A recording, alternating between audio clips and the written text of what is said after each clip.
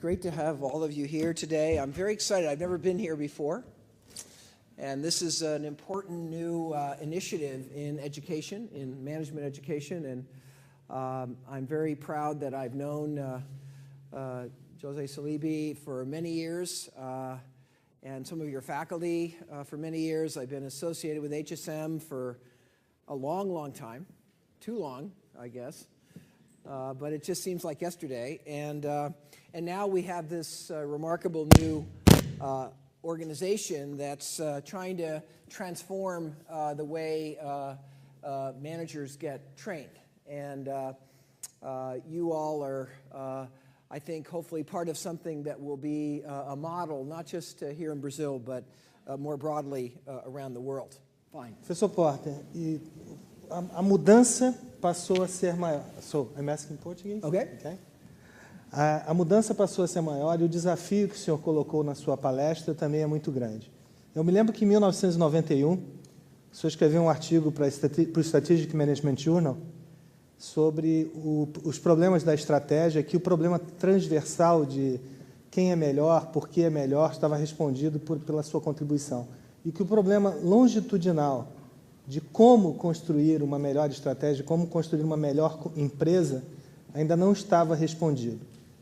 Então, eu gostaria que o senhor pudesse, por favor, falar do que evoluiu de lá para cá e se nós continuamos com esse desafio, com esse problema.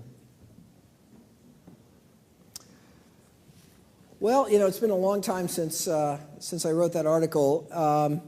I think I think we're pretty good in the strategy field at sort of thinking about the time series problem, or the cross-sectional problem, not the time series problem. In any given moment in time, we can understand, you know, why a certain industry is more profitable than another by looking at the 5 forces, for example. Or we can analyze why one company is more profitable than another by kind of looking at competitive advantage in the value chain and the positioning and so forth.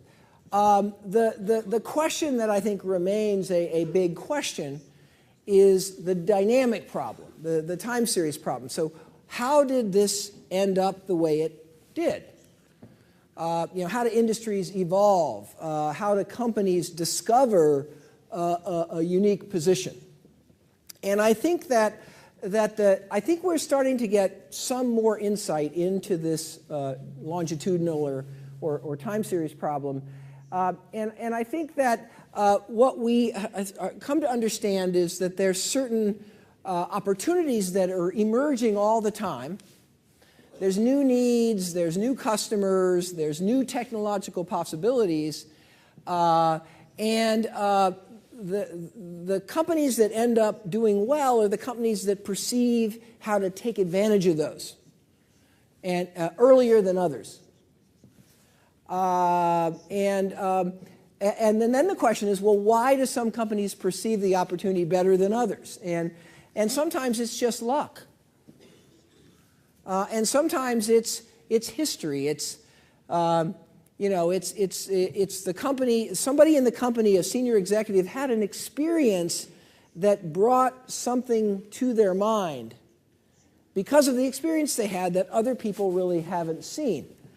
So I think we're learning a little bit about the origins of strategy, the origins of competitive advantage. But I guess what I'm saying today with this lecture is we now have a whole new game.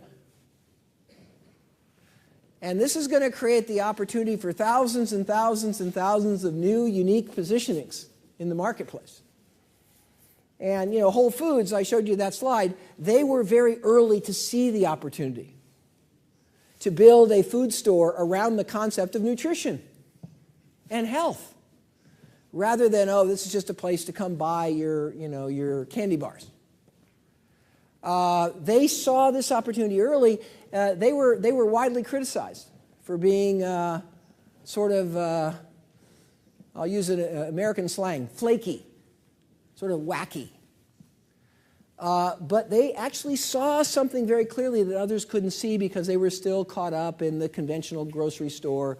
And it had to do with sort of some personal here's history and chemistry they had. So I think this is still a very, very hard question. We don't have a structured theory. The act of creating a strategy is ultimately an act of innovation. It's seeing something that nobody's seen before. You can put some structure behind it. What we know is that most innovation grows out of perceiving opportunities that didn't exist before that all of a sudden are available today. But how you actually do that is still sort of mysterious. And I don't think the strategy field itself has got the answer. Maybe, there's a lot of new work on innovation. There's a lot of new work on design thinking. That work may be able to give us more structure, but I think it's, Professor, it's still, it's still a puzzle. But I do think this area that we're talking about today is one of those moments where there's going to be lots of new strategies. Lots of new strategies.